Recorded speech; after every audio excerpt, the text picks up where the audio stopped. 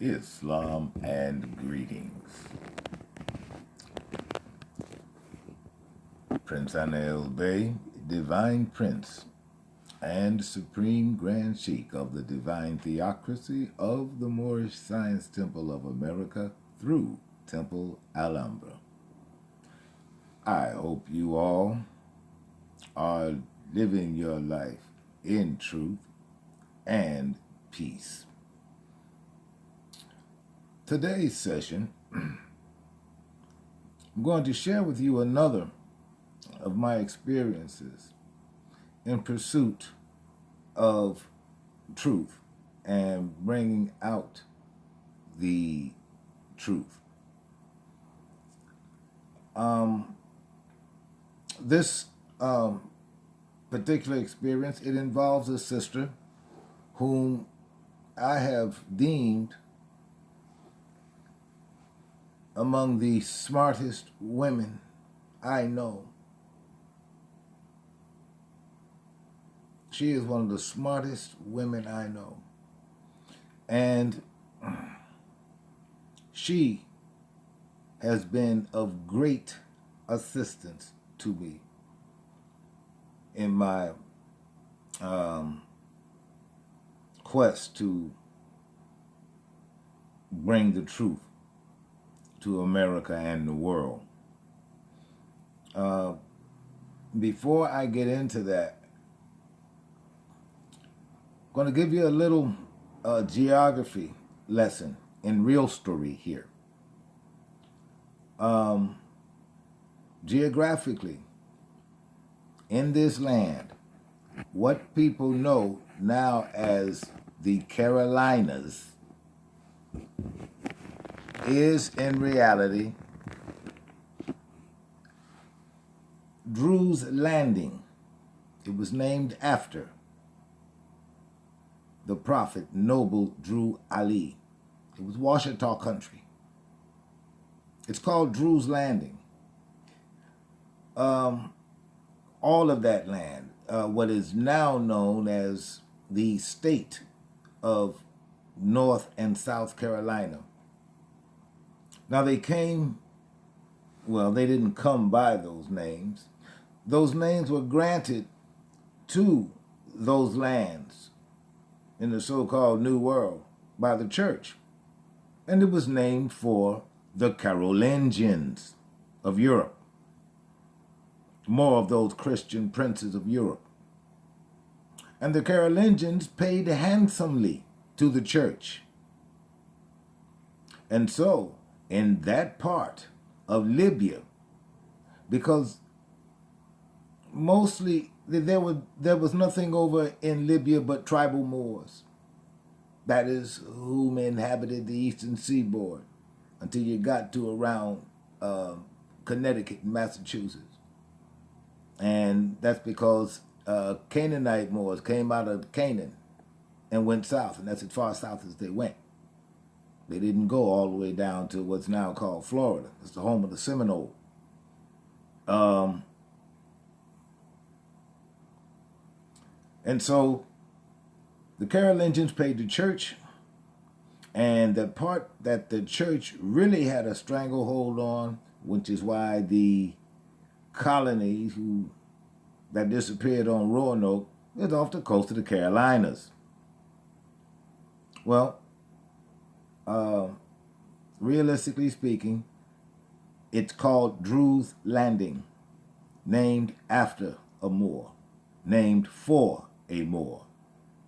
And later, when the conquering began, Carolingians paid the church. The church named Drew's Landing North and South Carolina. For as few of you who may know, the prophet Noble Drew Ali, he was named by French premiers and such during the Napoleonic era. He was named the 5th Marquis. Timothy Drew was. He was the 5th Marquis. He had rank. among the French. Yeah.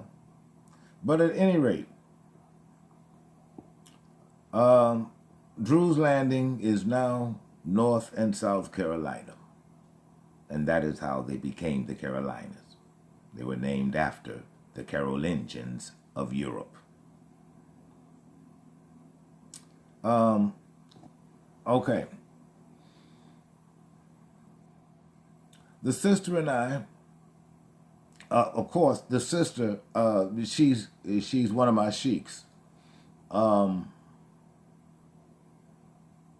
She and I were working on something,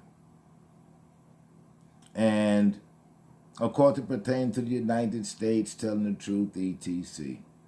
Well, the sister and I boxed the United States into a corner. Now, I'm never going to use the word conspiracy.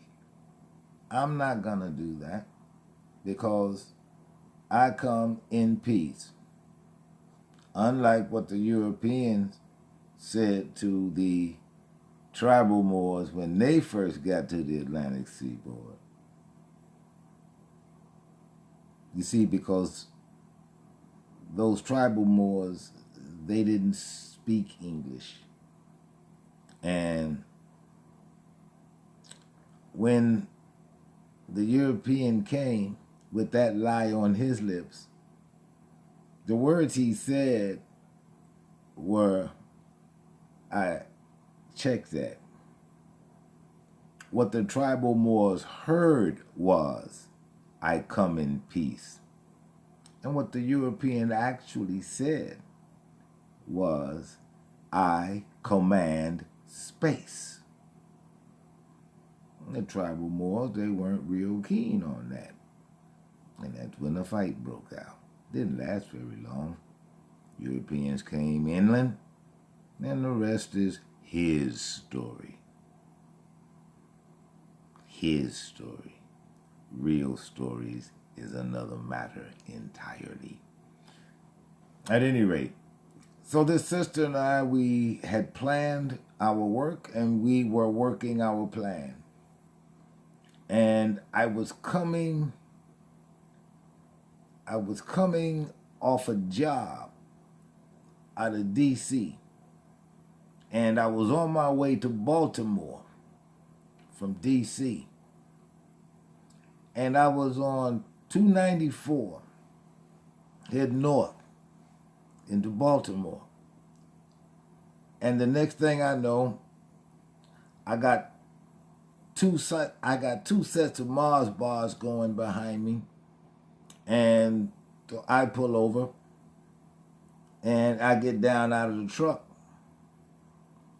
And now I'm talking to these 5 cops, because there's 5 of them. One of them was riding 3D. And the next thing I know, 3 other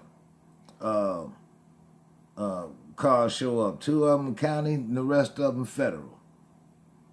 And then I get a telephone call.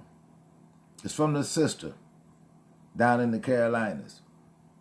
And she called me to tell me that the police just pulled her over. And I told her, yeah, they got me too.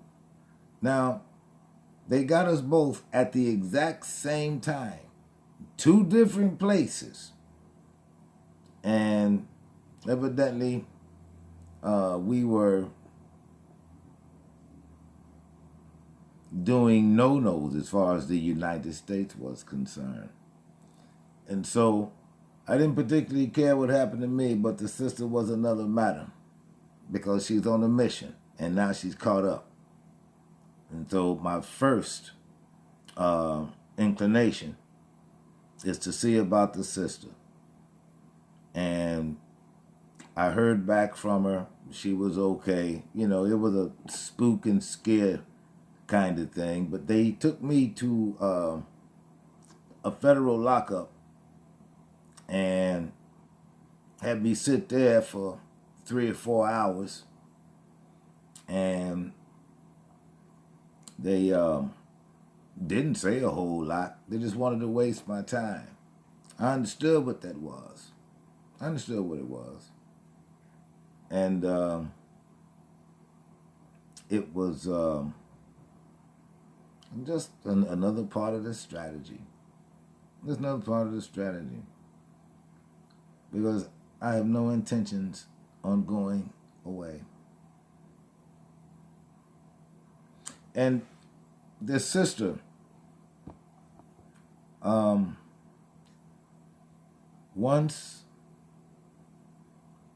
we begin to build Alhambra, I already know who's going to count the government's beans, because she does accounting. And I have never seen anybody who does taxes for anybody do the things that this woman does with numbers. You can make $20 all year, fill out your 1040 or whatever it is, your 1090, I don't care.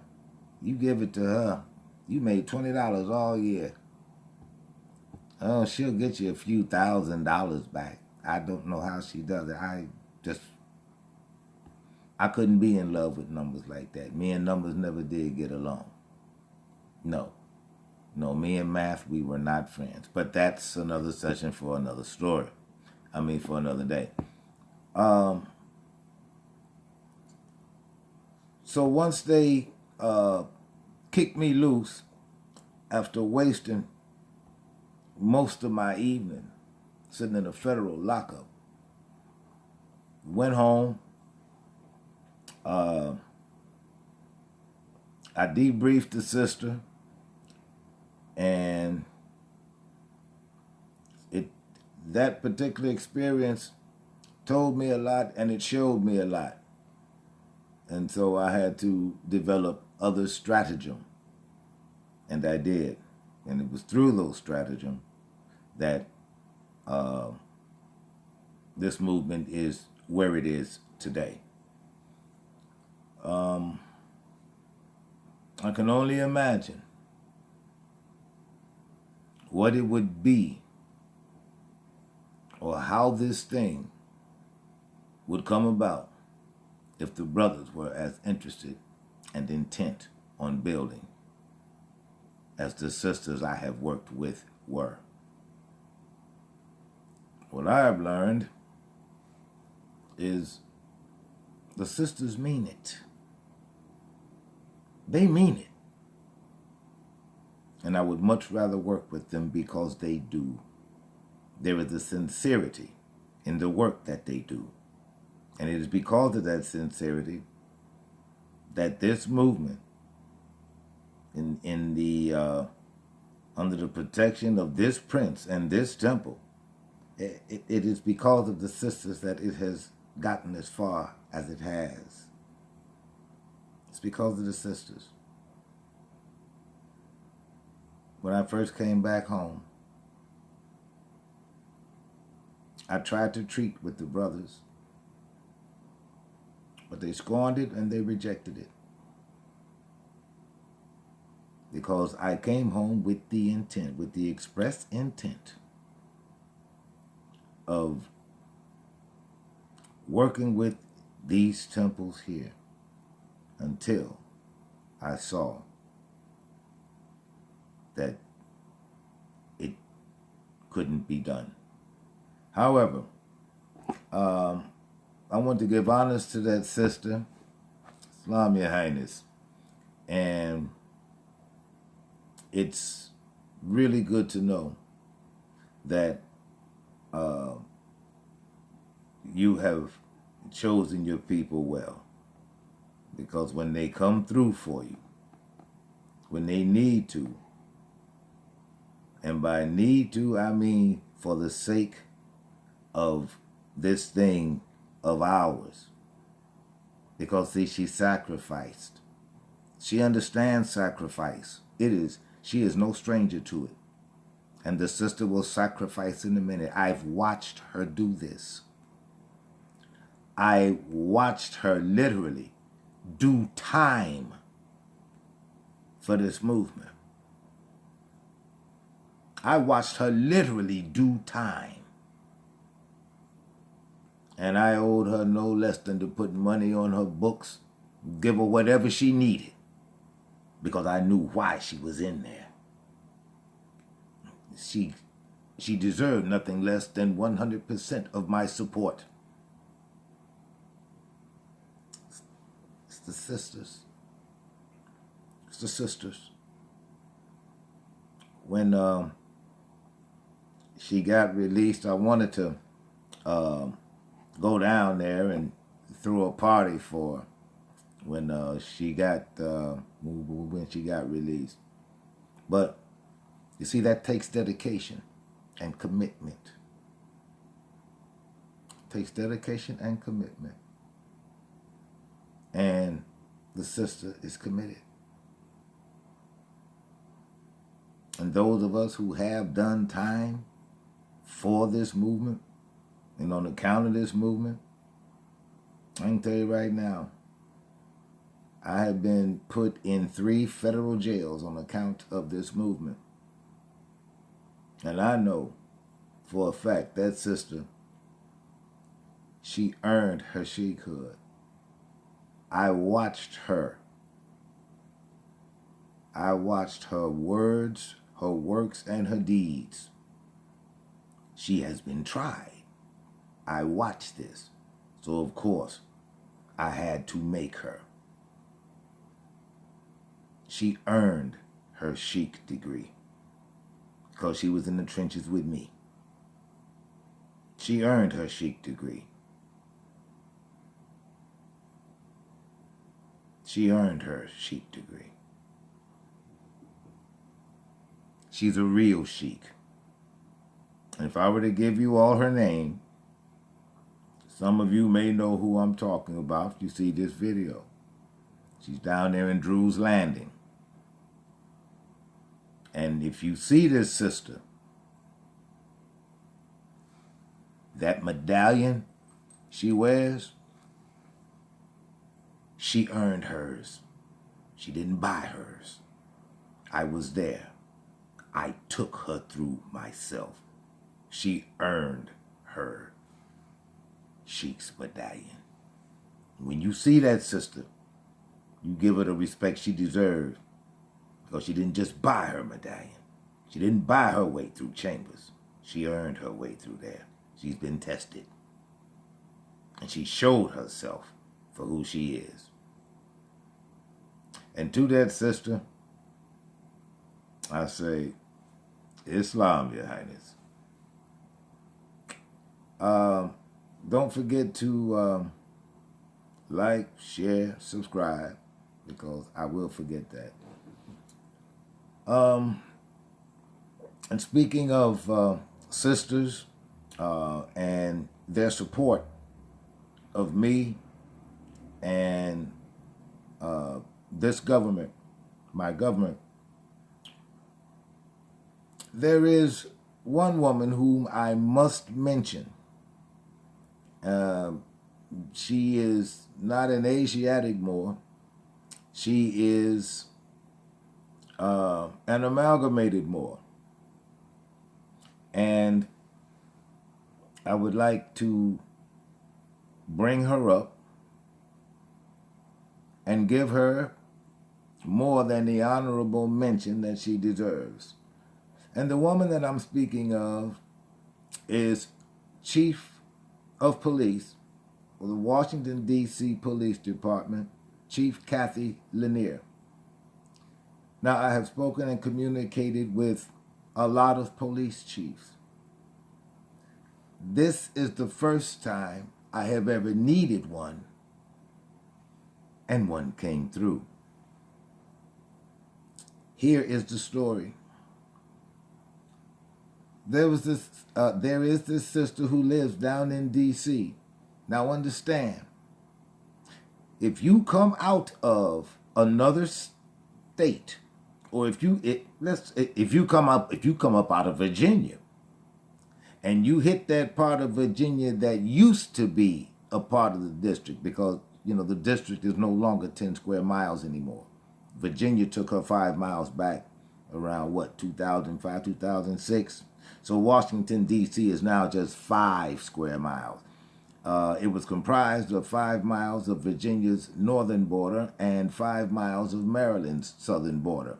And so the only part of that duo that comprises the district now is Maryland's 5 miles, the southern border, because Virginia took her 5 miles back some years ago.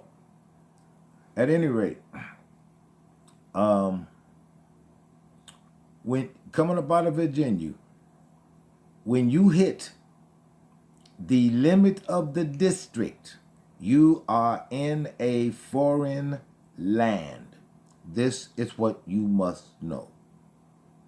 And evidence that you are in a foreign land is you can use your fingers and all of your toes, and you will never be able to count the police departments that are within the District of Columbia.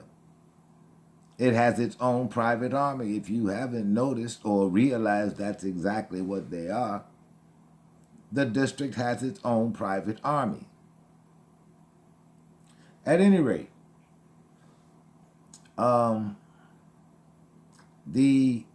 this sister that I'm speaking of, she had a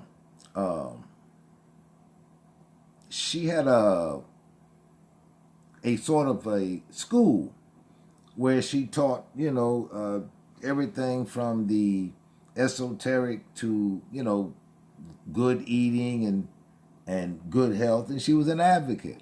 Plus, she was engaged in one of the health disciplines. I forget which one. At any rate, the sister had she had a plate on her car, and it was not a District of Columbia plate. She lived inside of District of Columbia. Yeah, I used to live there too. We used to live on 3rd and Bates, a house on the corner. Any rate, the sister, she was traveling through D.C., and she got picked up, or she got stopped, and then she got arrested. I think it was one of her friends who called me and told me that she was in the lockup down in D.C. The first thing I did was I got on the phone to the district police department, and I called Cathy Lanier's office because I didn't know which lockup she was in. So I called Chief Lanier's office. The sergeant who answered the phone, he was just as polite and accommodating as you have ever experienced. I mean, for a guy sitting right outside the chief's door, I've never experienced that before. But this guy, this sergeant, I mean, he was most accommodating. He told me, he asked me where she got stopped. I couldn't tell him. And he asked me what precinct that she was taken to. I did have that, and I gave him that. He put me on hold. When he came back, he told me exactly where she was and where she was doing processing. And I asked if I could speak with Chief Lanier. And she couldn't speak right away. So I hung up from the good sergeant. And I'm on the phone now talking to my sheik down there in Drew's Landing. I'm keeping her abreast of what's going on. Now, she didn't know the sister, but she understood the situation. So I'm talking with her about it, and time passed. I get back on the phone, and I call D.C. Well, I talked to that wonderful sergeant who's who sat outside Chief Lanier's door. I spoke with him, and I was put through to the chief herself. I mean, Chief Lanier is all business, but she's not unfeeling. Clearly, the impression she left on me. I gave her the sister's name, and from the information that the sergeant gave me, I was able to give that to Chief Lanier, and the sister was out and home within a couple of hours of me speaking with Chief Lanier. Now, I've never been arrested or picked up down in D.C., but from what the brothers, especially over in Southeast, tell me, when the cops pick you up on a Friday night, you can look to spend the weekend there. You don't get out. When the cops get you on Friday, you don't get out. And so once that was confirmed by everybody I knew down there in D.C., everybody I knew down there, I mean, I got the same thing from everybody. She got picked up on a Friday. Maybe it was a Thursday, because you don't get out on Friday when they pick you up. And so I needed to give Chief Cathy Lanier more than the honorable mention that she deserved. I mean, she did the right thing. I told her who I was. She was simply accommodating, and in the long run and at the end of things, she actually did what was constitutionally and according to the treaty the correct thing to do. You cannot seize a Moor or a Moorish vessel. Not under treaty, you can't. And it clearly states in the treaty, if you are at war, you better recognize these ensigns. And the only ensign that an Asiatic Moor must present is his very being. His hue is his identity. He is Moor and has the right of free passage. It's in the treaty. So, Chief Cathy Lanier, she was doing a wonderful job down in D.C. When I left there, and I wish her much luck and much success. And the Moorish Science Temple of America, Temple Alhambra, thanks you again, Chief Cathy Lanier. And we bid you peace.